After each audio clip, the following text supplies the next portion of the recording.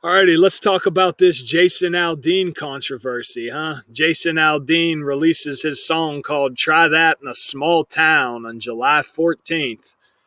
I'll tell you what, a lot of people. I saw Zach's video on this. I know Zach ain't a big fan of country music. Me, I've lived out in the country my entire life, man. I totally get where he's coming from.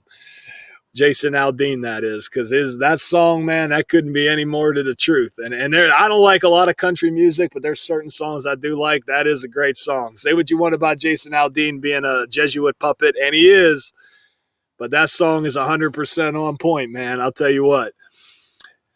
Try that in a small town, referring to them Black Criminals Matter rallies, all them uncivilized dipshits out there burning down buildings, shooting police officers, spitting at people, all that nonsense. You try that in a small town, you're gonna find out real fast what small town living's all about. Because, like he says in the song, we take care of our own. We them good old boys that were raised right. Damn straight, son. There's a couple things me and Zach disagree with on. Just like how he claims to know what a small town is. He's talking about like Yakima, Washington being a small town and Prosser, Washington. I looked at on the Google Maps. It's like, damn, you see how many intersections they got? How many traffic lights? They got state police. Did you see how big the Yakima post office is? Our post office is not as big as your bathroom, man. He got like McDonald's, Costco, Starbucks. You got gas stations in your town. That's fucking crazy, dude. Our town, we got one state route, man. We don't even have a county market anymore. That burned down on Christmas last year. That's the last time we saw a police officer around here. Because out in the country, man, you ain't got no need for them, man. We're civilized people out here. You ain't got to worry about state police, man. All the crime and shit that happens in the cities where all them liberal assholes are. But but anyway, out here in the country, man, it's just like you want McDonald's, you want Starbucks, you want Walmart, man. You better be willing to drive a half an hour, 20 some miles. Hell, when I got fired from UPS, which was a 35-minute ride to and from work each day. I got a new job at a high school working as a maintenance guy, making $19 an hour now. I got to drive 28 miles to and from work each day. How fitting is that, right? 56-mile trip to and from work each day. But, yeah, man, living out in the sticks. Our version of a traffic jam is 4 cars stuck behind a farm tractor. Or it's when a cow breaks out of a pen on a pasture and you got to They don't move, man. Even when you lay the horn on them, they don't move. You'll see the farmer. He'll like come running across the road to try with the cowbell to try to get the cow back in the friggin' pen. It's pretty damn funny. That we got the waste management landfill right up the road here. So if you get stuck behind a garbage truck, that's the real nightmare. Coming up friggin' 308 here into West Sunbury, that friggin' hill, you get a garbage truck going like 8 mile an hour up the hill. That's a friggin' nightmare. Anyway. These damn flies out here, friggin' mosquitoes and that. but we will. I know Zach though. Zach, he means well. He's just he doesn't understand that small town living, being from Portland, Oregon, man. Like when I was in high school, because the high school I went to is right up the street. Because we only got 2 schools in our entire school district. We got an elementary school and we got the high school, junior, senior high, grades 7 through 12. So you're there for 6 years, man. Back when I was in high school, our high school is nothing but woods. Our school district has about a graduating class of less than 100 people each year. And we got no business in our entire school district other than waste management and the damn post office. Everything else is family owned. But it's crazy because we got a reservoir right down the street from our school, or right down the road from our school. We got this old dirt road that goes back behind to practice baseball and softball fields. Got a dirt road that goes back there to the reservoir, and there's a big open boat launch down there, and that's where all the post-prom parties happen. You see all the people. I saw it just a couple months ago when I went down there. You still see a lot of the cups and streamers and condoms, all the good shit down there. People have been carrying on that tradition since the 60s. It's like, oh, all you big city suburban people, what'd you assholes do? Go to somebody's house? Y'all don't know how to live, man. You ain't never played cow bingo.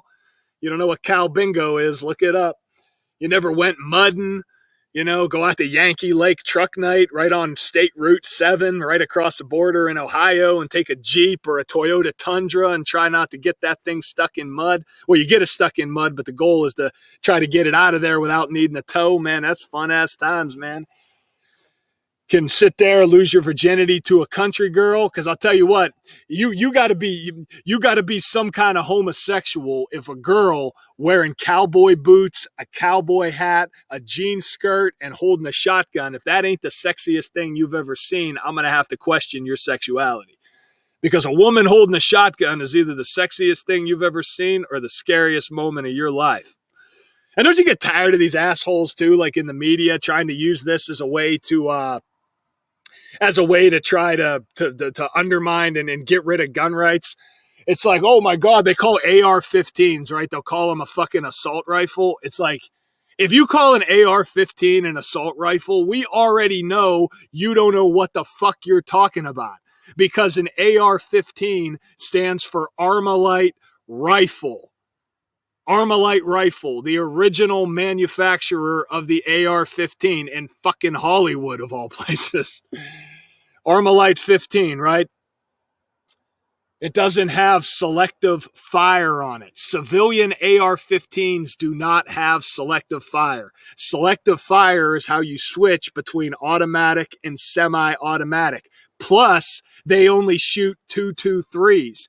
223s are like fucking bird shots, man. Most hunters won't even use 223s to hunt a goddamn deer because they're so useless. All right? Ask any hunter. They won't even hunt with 223s. They're trash. You know what I mean? They acting like you can't own a friggin' machine, a machine gun or a friggin' what do you call it? Cannonball under the Second Amendment. It's like, yeah, you actually can. Under the original Second Amendment, yeah, you could own a cannonball. you could own a machine gun, albeit, there's a number of different hoops you got to jump through, but it's just like, shut the fuck up, retards. Anybody that calls an AR-15, if they call it an assault rifle, an assault weapon, just understand they don't know what the fuck they're talking about. Again, they're so shitty, hunters won't even hunt deer with them. And they acting like this thing's a weapon of mass destruction, like it's a nuclear weapon. Please, son, learn something. But anyway, try that in a small town, the Jason Aldean controversy. Jason Aldean, man, brings back memories. He was the one at the Route 91 Harvest Festival on the day leaving 91 days left in the year when Stanley Cup Finals is 91, and that was October 1st, right before the start of the 101st season of the NHL, and we said why the perpetrator was Stephen Paddock, who was 64 years old, and Golden Knights is 64, and we had them in the Stanley Cup that year